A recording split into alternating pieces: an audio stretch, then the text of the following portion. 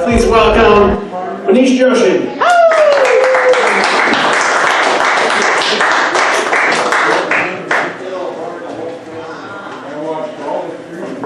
Keep it going for Jay and the...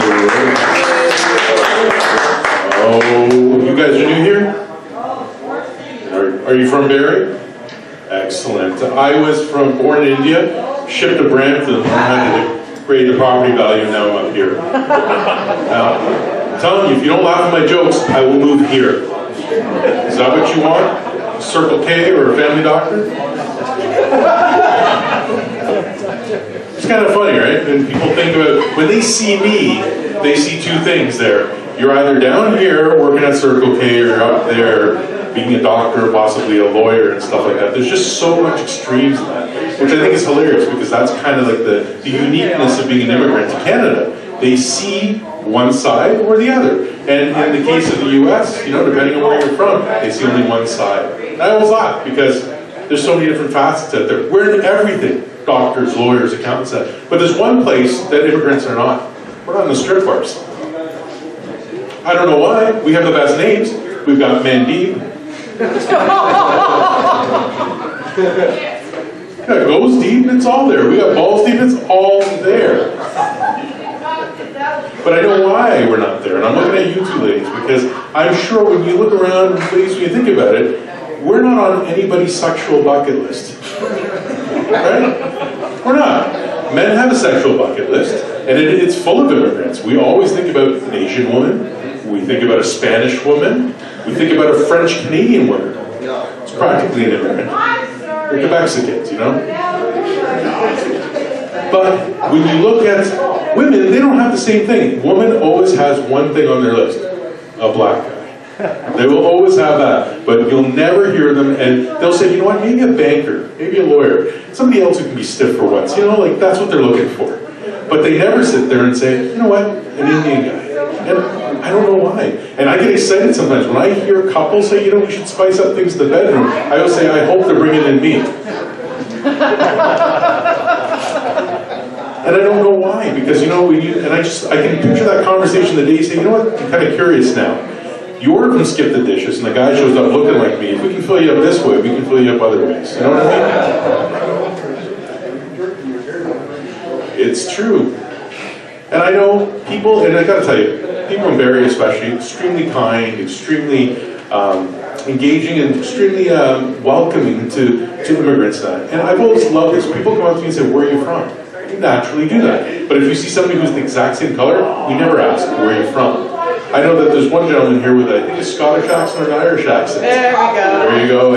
And you look at him and you say, you know what?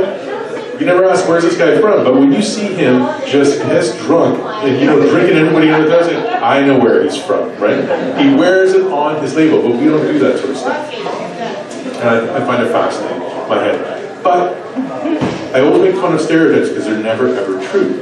Like I said, the most common stereotype is the one about the brothers, that black guys have such big dicks. Bullshit, not true. If black guys had such big dicks, would they be able to play sports? You can't run and jump with all that junk down there. That doesn't make sense. Big hands, big feet, good deal. Indian guys, our shoes curl at the toes. What does that tell you? And I'm offended because we're the real meat mongers out there. Yes, it's true. We don't have any sports teams. And everything Indians do involves sitting. You go to a convenience store, we're sitting. Next time you ladies go to the airport, ask the Indian guy, can you help me with my bag? He's like, come on ladies, help me with my bag. It's like a kid on my lap. And the proof is out there, you just don't even notice it. You've seen old Indian women, after years of having sex, they walk around like this. All messed up teeth, and there's always that old Indian guy behind them. Yeah, I did that. And then I was wondering, what's with the head bob? That's just reverb. Women don't do it, just the men. It's quite simple. How do I sound? Does it sound okay? Because I know that I sound like a very white guy. It's a little confusing, I know, to some people. I know what you were expecting. I can do it. Especially in the bedroom, don't you worry. I'll make you squeal like a comedic. I'm telling you, this is kind of odd for me. I never liked my voice, but I've done shows and I've seen women close their eyes and almost fall asleep at a show. And I've been told my voice is quite relaxing. Do you guys find that? It's not too good. When you're brown, you're funny, and women are falling asleep, they think you're Bill Cosby. Yeah. It's tough when you have the voice of NyQuil. It's not easy. Not easy at all. But I've learned to really enjoy my voice. Nowadays, when I go to the Tim Hortons, I dial it up a notch. When I get to the drive-thru, I'll sit there and go, I'd like a large coffee, double, a bagel toast with butter, and an apple fritter donut.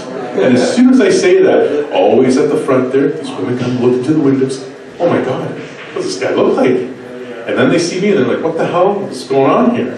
And then when I come up, they hand me my coffee, they hand me my bagel, I look, hey, where the hell is the donut? My wife does not like me going on the road and doing the things that I do. We eat a lot on the road, and Tim Hortons is a staple here in Canada. And I've always had the apple fritter. And the apple fritters got really, really good. They put this different kind of icing on it, just glazed over. It's so good. But a friend of mine, my friend Pierce, he's on his diet too. I was hanging out with this dude one day, and he got a box of 6 of these donuts.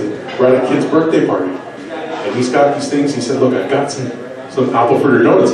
I've got them in the shed right now, but it's hot out. And this thing's just melting, the thing's just easing up, and this thing's getting loose. I said, I have to get in there. I had to get some of the stuff before my wife sees it. So I punctured that little jumping basket. Watched the deflate, kids are all in pain, gave us our clear break to the shed. When we got in there, we're just sitting there, downing these apple fritter donuts. But the icing had melted. It was all over my hands, all over my mouth, all over his face and stuff too.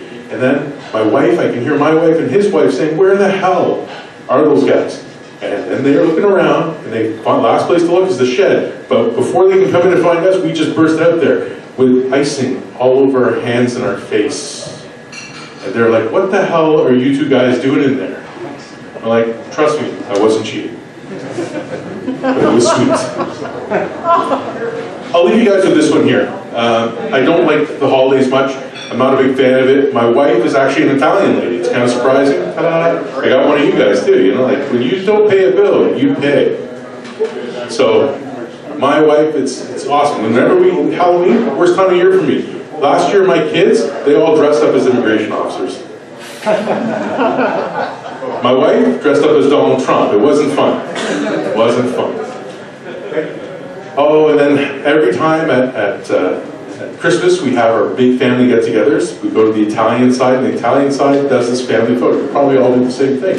Family photo is done the same way all the time. You put the shortest people up front. You put the taller people in the back. My wife is 5 feet nothing. So she's always front and center, just smiling. There's a sea of white people and me at the back. And if you look at that photo, it looks like these people forgot to pay for a cab ride. It's unreal. And my mother-in-law, who's Italian, you know, it's one of those things where people come over, they look at these photos, and they go, hey, Anna, who's that guy? You not paying for the taxi? It's like, oh, that's my son-in-law. He drives me places. Doesn't help.